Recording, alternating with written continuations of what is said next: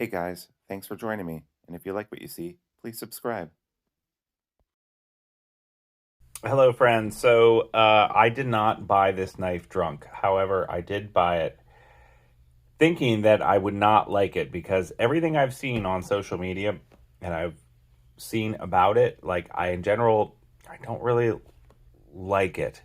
But maybe I'm wrong. And so there was a drop and I went ahead and bought it with the thought that I would pretty much immediately just resell it. And at least I'd be able to try it out. This is from one of the older makers that have been around for a long time. Maybe you can guess who it is. I'll probably include the name in the title. But yeah, so I'm going to do a little unboxing and first impressions. This is definitely a higher end knife that is highly sought after, and the drops go almost immediately. I was there right at the beginning of the drop, and I got the one that I wanted.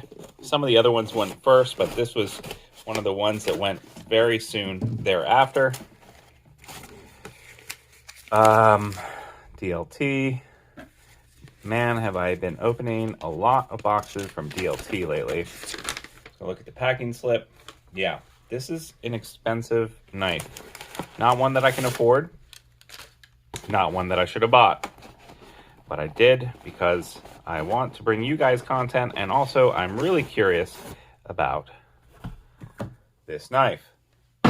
So this is a Hinderer, and like I said, I don't necessarily like Hinderers, and if I was going to pick one out of all of them, I'd probably get the XM 18.5, but the drop was for something else. Most innovative American design, Blade Show 2018. I guess that's something to celebrate, even though it is 4 or 5 years later. So let's open it up and see what this is about. This is the very first Hinderer I've ever had. I went with the red micarta or G10 version of this. And I went with the work finish. It seemed the one that spoke the most to me, although some of the titanium versions, same price, were anodized, but I just like this one. So the weight on this is pretty good. Something like the bug out doesn't actually speak to me because it weighs so much, or weighs so little. I like a knife with a little bit of heft. Not too much, but, I like to feel like I'm holding something. There's that big old flipper, that painful flipper that Nick Shabazz made fun of a couple of years ago. So, Hinderer is known for having this show side scale, and this, I got the red one, and this is the work finish. This is Magna Cut. This is a Magna Cut blade. So that's another reason why I got it, because I know that I'll be able to sell this really fast and easily. There's something about the aesthetic of this that I don't necessarily like. I don't know what it is, but it could change. And one of the things that might change it is the action. I gotta say that, the having a show scale side different from the work scale side is a pretty cool concept. I really like this little design here. Can you see that? On the flipper tab, that's pretty cool. All right, so let's flip out this Magna Cut Eklipse. This is the Eklipse model. All right, no whammy, no whammy. That's interesting. This little, do you see that? That little nubule. What's up with that? That just feels weird. All right. This flipper tab is very prominent and very large. All right. So, you've got something like this, right? This is North Arms Skaha, made in Canada. Action is incredible. Like, this flipper might be my favorite flipper ever. And it just drops shut, right? I mean, just beautiful, right? And the texture on this, and the jimping is on the top right here, but it's not overly aggressive. The jimping's on the bottom. What is up with that? I guess maybe when it's open, it'll make sense. All right, let's try out this action.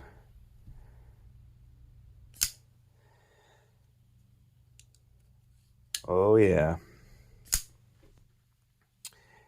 So a lot of the weight is actually in the blade. This seems actually really well balanced. I thought that it would be heavy, handle heavy, but it's actually really well balanced. This lock bar is pretty good. Now, you can't really judge an action when you first open it. This USA Magna Cut thing is rather large and ugly. I do like this symbol though. So what's up with the jimping on the reverse side? I guess that's so that if you like choke up and hold it here.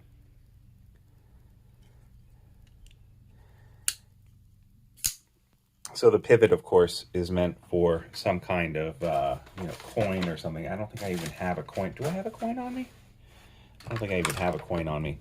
I'm going to play with this. I'm reserving judgment, people. People, I'm reserving judgment on whether or not I actually like this or not.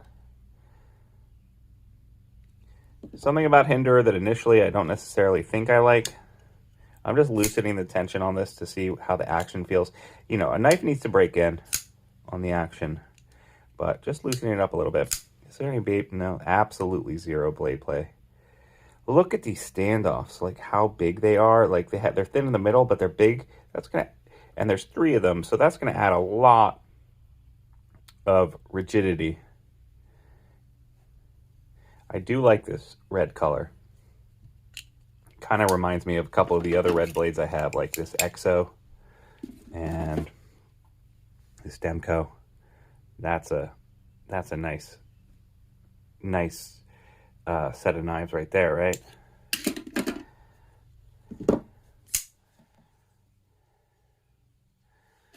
Huh. I don't know, people. First impressions, unboxing. This is an Eklipse. Let's test out the sharpness.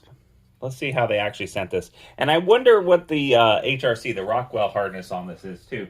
Like, are they only doing it to 61, 62, or are they taking it up to 63, 64, where it's supposed to be, according to Laren Thomas? That's a big question. And I wish people were more transparent about that. Maybe Hinderer has been more transparent about that. I know that in some of their other steels, Transparent Knives, who's a very honest guy and does a lot of stuff, he tested their hardness and got into a big kerfuffle and fight with them. And in fact, they sent a cease and desist letter to them, which is one of the reasons why I don't necessarily like Hinderer. It's because I'm like, if someone takes their Rockwell hardness machine and tests it, and it comes out less than what you said, and they say that, why are you going to send a cease and desist letter? I do like this symbol right here. That's pretty cool, that laser etching. And so this notch right here that I said that's kind of weird, the thumb stud kind of fits right in there. So let's try it out with a thumb stud. The action is a little stiff. Now, again, I really can't judge that based on just having opened up a knife, because I haven't really played with the tensioning on this. Like Protex, notoriously stiff when you first get them, and you need to go ahead and loosen them. But this pivot, like, it's not unlocking, so I need to get... Did they send a tool with this? What is up with that? What do they send in here? Extra washers. Pretty cool. Tri-pivot system go-to for instruction how to change a tri-pivot system. Hand assembled by Amanda Yoder. Hinderer knives. Cool sticker. Even if I do sell it, I'll probably keep the sticker. Sorry, guys. So I'll have to look up how you're supposed to loosen this up. If it's not a locking collar, that seems kind of silly, because like when I turn this, it's just turning the whole thing, right? That seems strange to me. Do I need to get a special tool for that? Who knows? The action is such that using the thumb stud is pretty much impossible. Finger flicking it, fine. Yeah. I mean, granted, I've always been better with that anyway.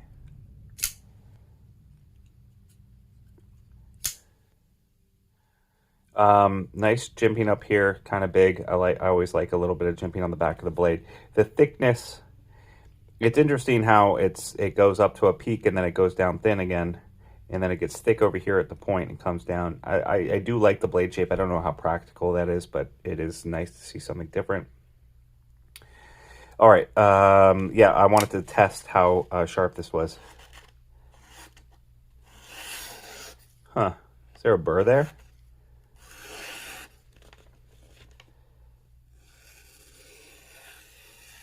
Maybe not. That was weird at the top when I first started.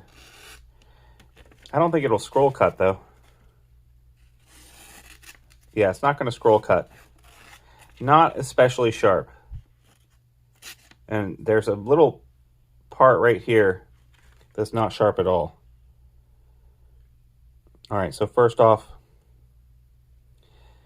this part of the blade is sharp, and this part right here, not very sharp. Rather thick behind the edge. I can't get it to deploy with the thumb, and the pivot is free spinning, so I can't adjust the tension easily, and I need to look up how to do that. Maybe that's easy enough.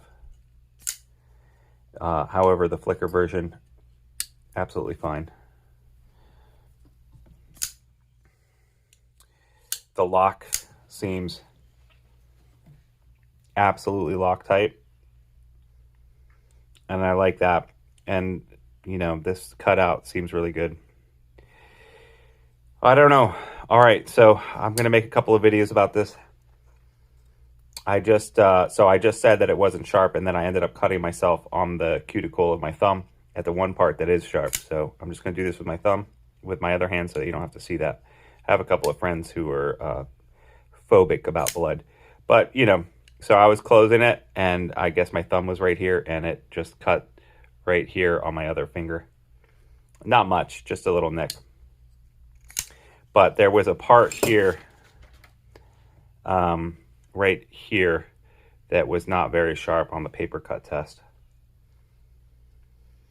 The hardware on this is, that looks like, oh, so how many different types of hardware? So we have really small hex heads, and then for the clip, we have very small Phillips heads. And then for the pivot, we have a flat head, which could be a coin. But then we have this strange thing here, which isn't free spinning. And then I've got to get like a special tool for that. Like I said, I have never been a fan of what I've seen of Hinderer. This is my first one. The thumb studs just don't really work very well. And again, maybe that I needed to play with the tension. But it does lock tight. It does feel good in the hand. The ergos are good. All right, people, are you a fan of Hinderer? Have I just broken your heart by saying that I'm not sure if this knife is for me? Well, I'm going to be selling this, so let me know if you want it. In the meantime, I'm going to play with it. I'm not going to like carry it or do too much to it because I want to keep its value. Just a, you know, kind of an unboxing. Check it out and see what it's about. But yeah, interesting. All right, guys, thanks so much for joining me on Sharp Ends. Like and subscribe. You can join me on Instagram at Sharp Ends. And if you want to support this channel, I promise to use your money for knives and gear. You can become a channel member or a Patreon member. Thanks so much, friends, and I will see you next time on Sharp Ends. Bye-bye now.